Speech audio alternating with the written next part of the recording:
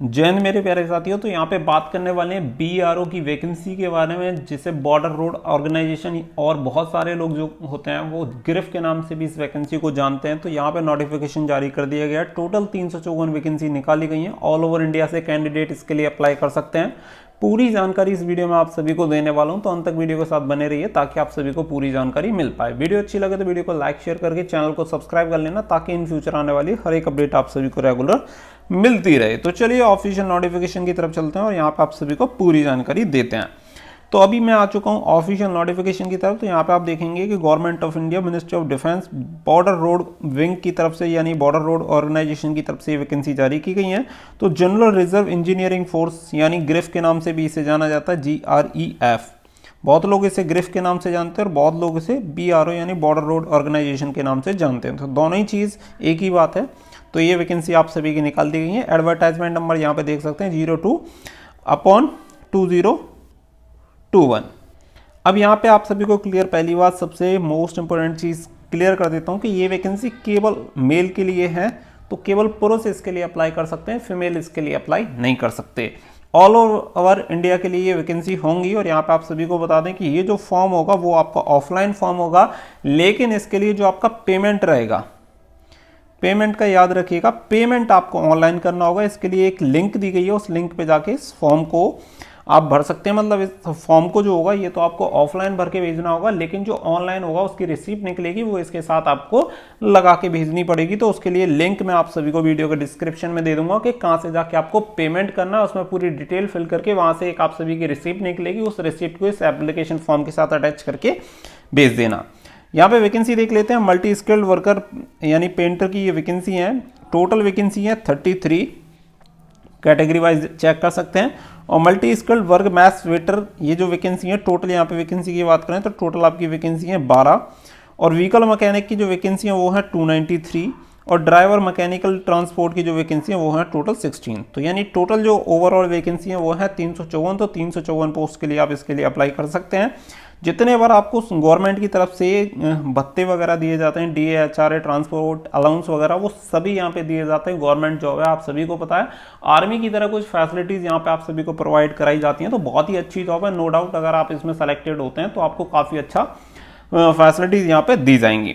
सारी चीज़ें आप सभी को नीचे बताई गई हैं। इसके लिए ऑफिशियल वेबसाइट पे आप जाके विजिट कर सकते हैं, www.bro.gov.in पे जाके विजिट कर सकते हैं। तो वहाँ से भी आपको इसकी ऑफिशियल जो इन्फॉर्मेशन होगी वो मिल जाएगी। तो वहाँ से जाके भी आप कलेक्ट कर सकते हैं।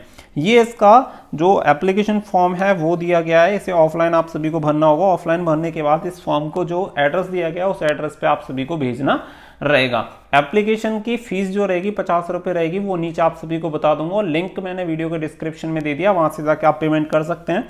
अगर आप जानना चाहते हैं कि कैसे आप इसका एप्लीकेशन फॉर्म भरेंगे तो आप सभी मुझे कमेंट सेक्शन में लिख सकते हैं। मैं आप सभी को एक सेपरेट वीडियो बना के आप सभी को बता दूंगा कि कैसे इसका एप्लीकेशन फॉर्म भरा जाएगा। तो एप्लीकेशन फॉर्म भी दिया गया है, इसकी लिंक भी वीडियो के डिस्क्रिप्शन में मिल जाएगी। वहां से डाउनलोड करके आप इस एप्लीकेशन को फॉर्म भर के भेज सकते हैं। तो यहाँ पे ये वाला जो फॉर्मेट होगा जो कि एडमिट कार्ड का है, इसी पे आपका एडमिट कार्ड वापस आएगा, ये भी आपको भरना रहेगा।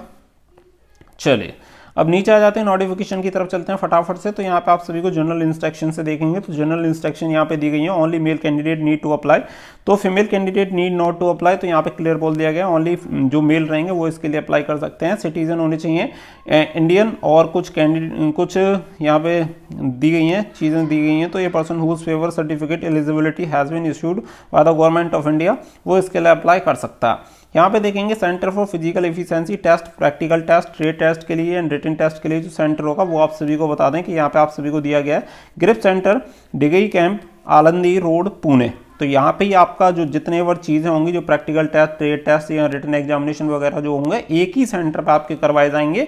ऑल ओवर इंडिया में अलग अलग आप सभी के लिए नहीं बनाए जाएंगे। डी देख लेंगे, all application quoting the advertisement number, date and post applied should be submitted to commandant grip center Dighi camp Pune.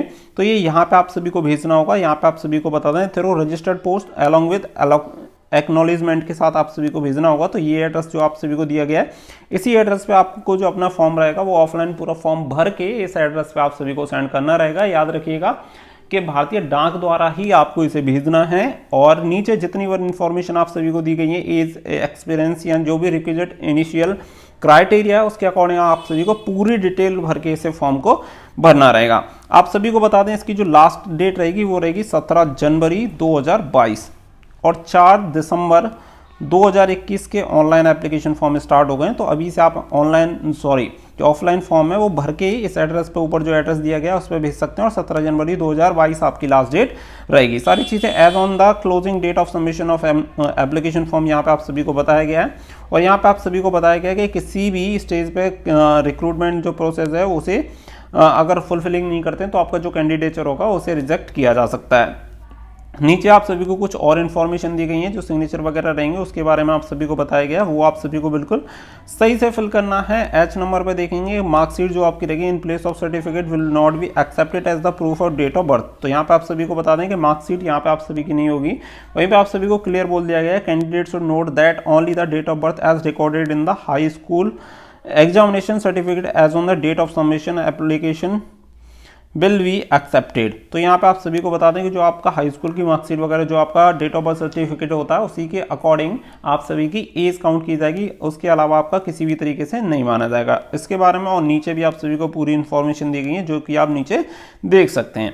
As वगैरह के बारे में बात कर लेते हैं और क्राइटेरिया के बारे में बात कर लेते हैं। तो चलिए नीचे चलते हैं। एज रिलैक्सेशन के बारे में यहाँ पे आप देखेंगे मल्टी स्किल जो वर्कर पेंटर की वैकेंसी है उसके लिए 18 से 25 साल जनरल कैंडिडेट की एज होनी चाहिए। बाकी की जो कैटेगरी होती है उन्हें जो एज पर गवर्नमेंट ऑफ इंडिया के रूल के अकॉर्डिंग जो छूट दी जाती है वो छूट यहाँ पे दी जाएगी। जैसे कि SC ST है 5 साल की छूट दी जाती है, OBC को 3 साल की छूट दी जाती है, तो उसी के अकॉर्डिंग यहाँ पे छूट दी जाएगी, तो उसके अकॉर्डिंग एक एज काउंट कर सकते हैं। तो यहाँ पे आप सभी को बता देंगे नीचे आप देखेंगे multi skilled worker maths waiter की जो वैकेंसी है उसके लिए भी 18 से 25 साल आपकी एज होनी चाहिए। नंबर 3 पे आता है व्हीकल मैकेनिक। व्हीकल मैकेनिक की जो एज रहेगी वो 18 से 27 साल होनी चाहिए जनरल कैंडिडेट। और ड्राइवर मैकेनिक ट्रांसपोर्ट की जो वैकेंसी है उसके लिए जो आपकी एज होनी चाहिए वो भी 18 से 27 साल होनी चाहिए। और जो आपकी कैटेगरी होगी SC ST OBC उसके अकॉर्डिंग आप सभी को छूट दी जाएगी। तो यहाँ पे नीचे देख सकते हैं अदर EWS को कोई भी छूट नहीं दी जाती। SC और ST हैं तो 5 साल की छूट दी जाएगी और अदर बैकवर्ड क्लास यानी OBC हैं तो 3 साल की छूट दी जाएगी। सेंट्रल गवर्नमेंट सिविलियन एम्प्लॉय वगैरह के बारे में कुछ इन्फॉर्मेशन दी गई है तो उसके अकॉर्डिंग यहाँ पे आप चेक कर सकते हैं। F नंबर है जब जम्मू एंड कश्मीर से माइग्रेट हुए हैं तो उन्हें 5 साल की यहाँ पे छूट दी जाएगी। और बाकी की कुछ नीचे डिटेल आप सभी को दी गई है, कुछ एक्सेप्शन है उनमें आप चेक कर सकते हैं अगर इससे आप बिलोंग करते हैं तो। वहीं पे नीचे आप सभी को बता दें कि यहाँ पे weightage for issue call letter only. तो यहाँ पे आप सभी को वेटेज के बारे में जैसे बताया गया है कि son of serving retired grief personal अगर कोई कर्मी है तो उसे 15% दिया जाएगा। NCC B सर्टिफिकेट है तो 10%, NCC B सर्टिफिकेट है तो 5%। इस तरीके से यहाँ पे आप सभी को कुछ बेनिफिट यहाँ पे दिए जाएंगे। अब बात कर लेते हैं नंबर 4 पे एप्लीकेशन फीस की। तो एप्लीकेशन फीस के बारे में नॉन रिफंडेबल ये फीस रहेगी। एक लिंक आप सभी के लिए एक्टिवेट की गई है, ये लिंक आप सभी देख सकते हैं वीडियो के डिस्क्रिप्शन में मिल जाएगा। यहाँ सेम इसी लिंक को आप कॉपी करके डायरेक्टली वहाँ पे पेस्ट करेंगे तो आप सभी लोग वहाँ से जाके पेमेंट कर पाएंगे और जो आपकी रिसिप्ट होगी उसे उसके साथ भेजना रहेगा। जनरल कैंडिडेट EWS कैंडिडेट जो रहेंगे एक्स सर्विसमैन के साथ 50 रुपये फीस पे करनी पड़ेगी। OBC कैंडिडेट को भी 50 रुपये फीस करनी होगी। SC और ST कैंडिडेट को कोई भी फीस पे नहीं करनी है। कैसे आप इसे अप्लाई कर सकते हैं तो हिंदी और इंग्लिश में आप इस फॉर्म को कर सकते हैं। ऑफलाइन आप सभी को फॉर्म भरना होगा। ऑफलाइन फॉर्म भरने के बाद आप सभी को जो ऊपर एड्रेस दिया गया था उसी एड्रेस पे आप सभी को ये भेजना रहेगा। तो यहाँ पे आप सभी को बता दें कि position of the adequate number minimum 8 of photograph with him. तो यहाँ पे आप सभी को फोटोग्राफ ये सब भेजने पड़ेंगे form admit card. The candidate should be position adequate number minimum 8 photo आप सभी को यहाँ पे भेजने हैं, तो वो भी आप सभी एक बार चेक कर लीजिएगा तो आप सभी को सारी चीज़ें क्लियर हो जाएंगी।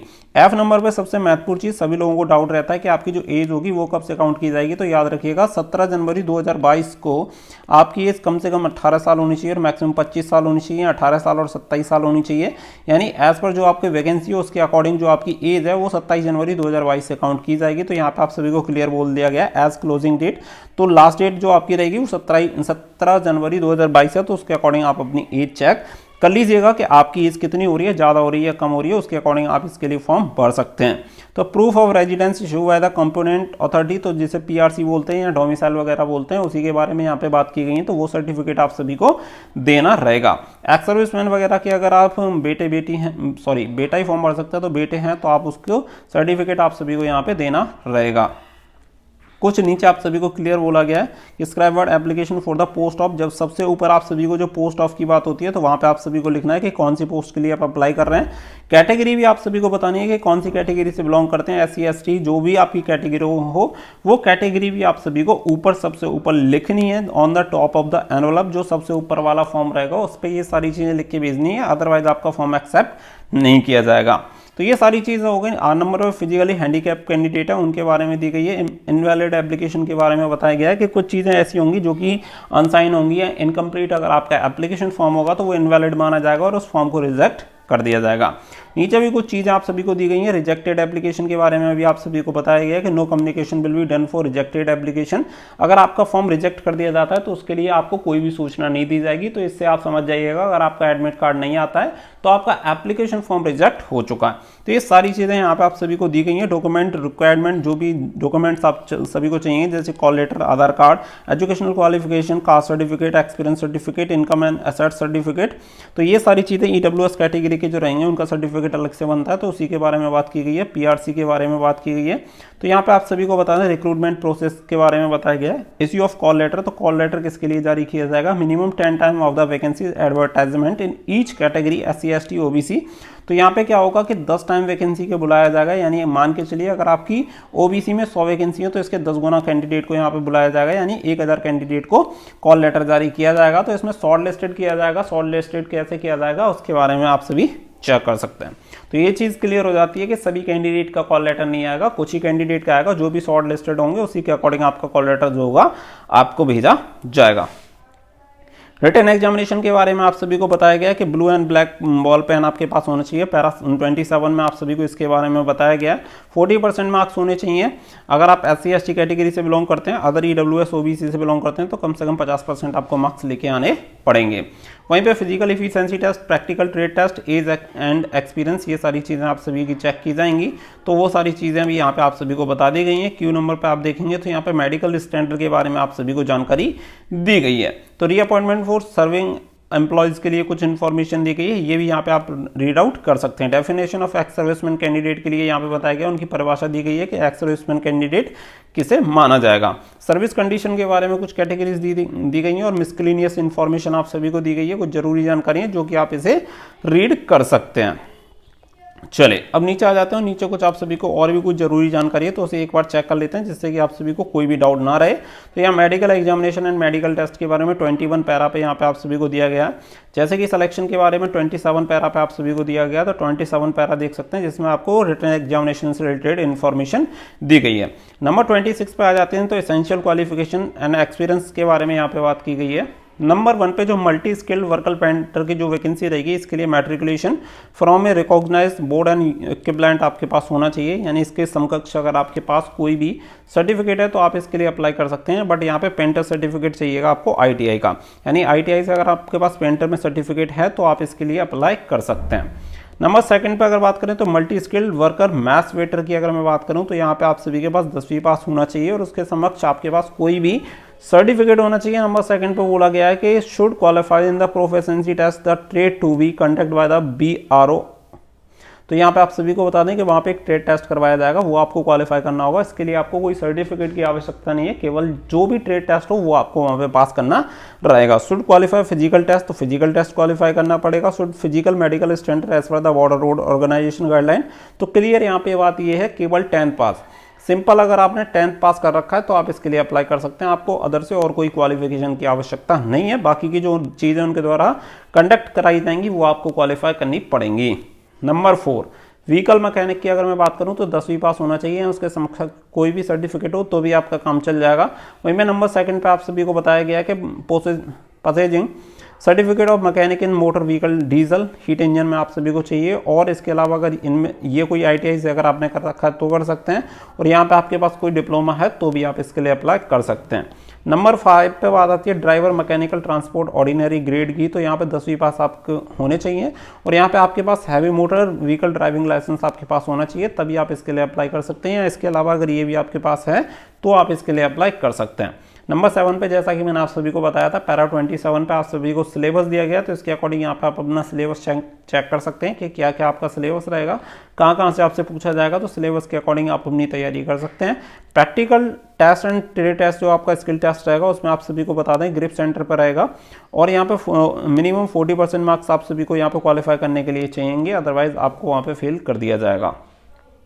तो नीचे भी आप सभी को ये पूरी इन्फॉर्मेशन दी गई है। तो जैसा कि मैंने आप सभी को पहले ही क्लियर कर दिया कि ऑफलाइन आप सभी को इसके लिए फॉर्म भरना होगा, जो पूरी डिटेल है मैंने आप सभी को बता दी है। तो जितने बार पैरा हैं वो सभी रीड आउट कर सकते हैं। 17 जनवरी 2022 आपकी लास्ट डेट रहेगी, इस चीज़ को याद रखिएगा। बाकी की अगर कोई भी इन्फॉर्मेशन मुझसे मिस हो गई हो तो आप मुझे बता सकते हैं वीडियो के डिस्क्रिप्शन में, और कमेंट सेक्शन में कमेंट कर सकते हैं, जिससे कि मैं आप सभी को बता पाऊँ। तो यहाँ पर आपको फिजिकल एफिशिएंसी के बारे में बताया गया है। 1 मील रन रहेगा, यानी 1.6 किलोमीटर की आपकी रनिंग रहेगी, और यहाँ पे जो टाइम रहेगा 10 मिनट का टाइम दिया जाएगा। तो टाइम बहुत ज़्यादा है, आराम से आप पास कर सकते हैं। केवल यहाँ पे पासिंग रहेगा, यहाँ पे कोई भी नंबर वगैरह आप सभी को नहीं दिए जाएंगे। तो ये सारी चीज़ें आप सभी को यहाँ पे क्लियर कर दी गई हैं। जो हाइट वगैरह होगी यहाँ पे देख सकते हैं, जैसे वेस्टर्न हिमालय रीजन से अगर बिलोंग करते हैं तो 158, ईस्टर्न हिमालय रीजन से बिलोंग करते हैं 52, वेस्ट प्लेन रीजन से बिलोंग करते हैं तो 162.5, ईस्टर्न प्लेन से अगर बिलोंग करते हैं तो आपका 157, यानी जो नॉर्मल आपकी हाइट होनी चाहिए पंजाब, हरियाणा, चंडीगढ़, दिल्ली, राजस्थान, वेस्टर्न यूपी से 162.5 सेंटीमीटर आपकी हाइट होनी चाहिए। वहीं पे आप सभी को बता दें कि आपका जो सीना होना चाहिए वो 76 से 81 सेंटीमीटर होना चाहिए। नॉर्मल 76 सेंटीमीटर हो, फुल आर्म के साथ 81 सेंटीमीटर होना चाहिए। तो ये फिजिकल क्राइटेरिया के बारे में हमने पूरी चीज़ें आप सभी को बता दी। तो उम्मीद करता हूँ कि वीडियो आप सभी को जरूर पसंद आया होगा। वीडियो पसंद आया हो तो वीडियो को लाइक शेयर करके चैनल को सब्सक्राइब कर लेना, ताकि इन फ्यूचर आने वाली हर एक अपडेट आप सभी को रेगुलर मिलती रहे। साथियों फिलहाल के लिए बस इतना ही। So thank you for watching. जय हिंद, जय भारत।